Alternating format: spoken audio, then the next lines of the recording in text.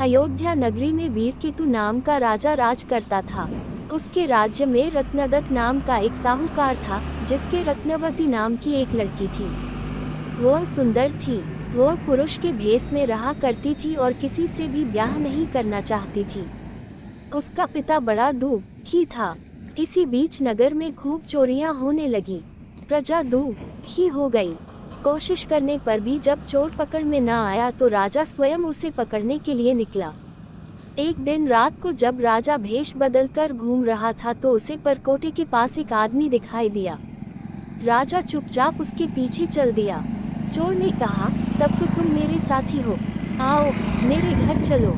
दोनों घर पहुँचे। उसे बिठला कर चोर किसी काम के लिए चला गया।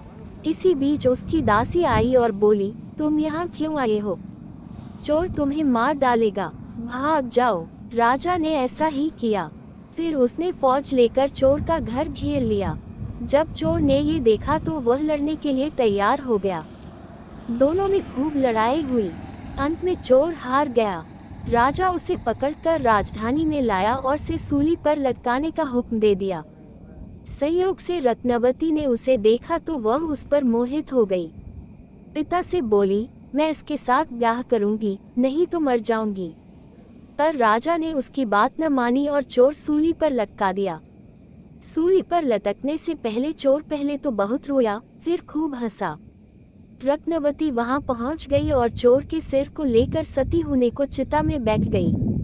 उसी समय देवी ने आकाशवाणी की, मैं तेरी पतिभक्ति से प्रसन्न हूँ, जो चाहे सो मान।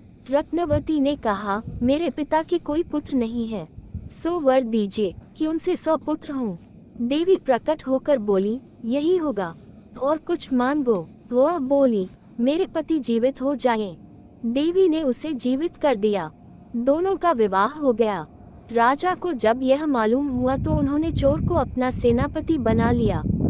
इतनी कहानी सुनाकर बेताल ने पूछा, हे राजन, ये बताओ कि सूली पर लटकने से पहले चोर क्यों तो जोर जोर से रोया और फिर क्यों हंसते हंसते मर गया?